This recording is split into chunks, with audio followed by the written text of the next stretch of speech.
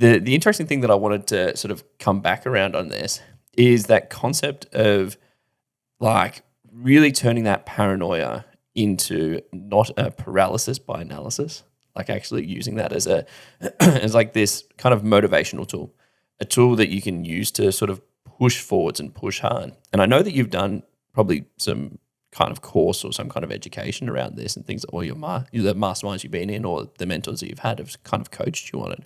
Like, what kind of mental concepts of what have they walked you through in order for you to kind of work through this and progress through this? It's a really good question, because the challenge I ran up against is, let's say that I operated completely from fear and paranoia for the first few years of business.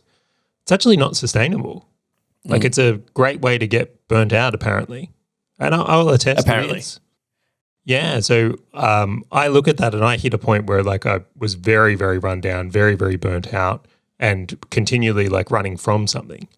Yeah. So I had to very much develop myself to like be excited to running to something. So I don't do things out of fear today too often. And I will preface that too often because things happen, and I absolutely do. Like if we get a month of our financials and it wasn't expected, of course I'm like, I don't want that to happen again. And I react to it. I think elimination is not possible. Like challenges will come and we will act from a place of something not wanting to happen. It won't always be gain. But this just comes back once again to like, I think what we were discussing earlier is like the mentorship. Right, and finding people that have crossed these bridges, and like it's no secret here, and I'll tell the story again. In my first business, I hit a certain level, and then I thought it was the business that was the problem. So then I got rid of the business, or I sold the business, to be frank. Got into another business, and then got to the same level, a completely different business, different service, different operations, different people, but it got to the same level. Grant, don't you find it interesting that both businesses got to the same level? Oh, very interesting.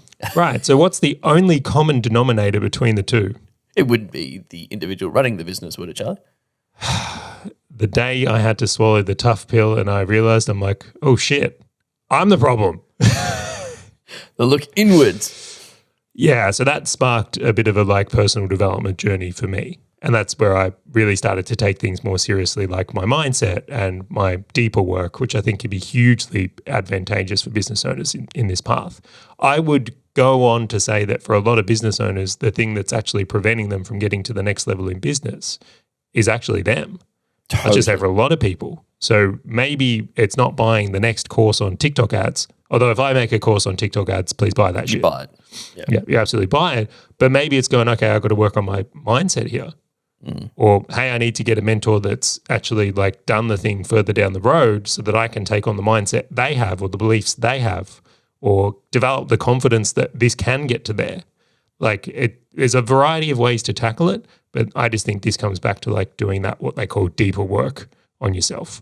And I like that concept of like thinking inwards. Like so many people, how many people have we spoken to regularly, Charlie, where the whole reason why their business is not successful is because they're not doing sales and marketing correctly, or that some other marketing tactic will be the unlocker as opposed to everything else that operates in their business, which is a great symptom. Shut up. This is how we make all our money. Stop telling everyone. We need everyone to believe that sales and marketing is the problem, right? If they only had a really successful podcast, that it would, like everything would be solved. All of it. All your problems would go away. All of them. You so degenerate. It's outrageously amazing. If more people liked your posts on social media, you will win at life. That's the difference. Well, maybe I'm not successful then.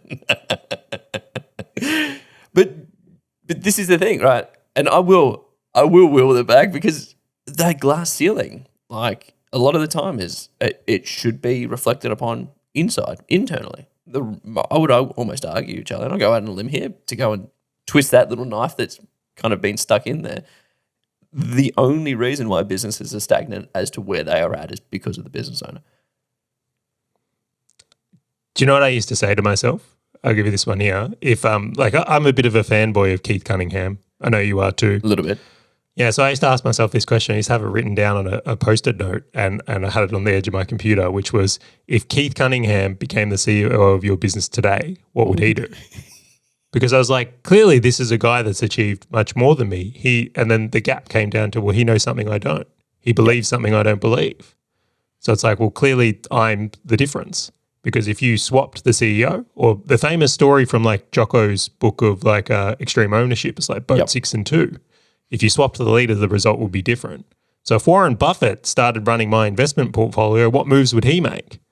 Because the difference is who's making the decisions.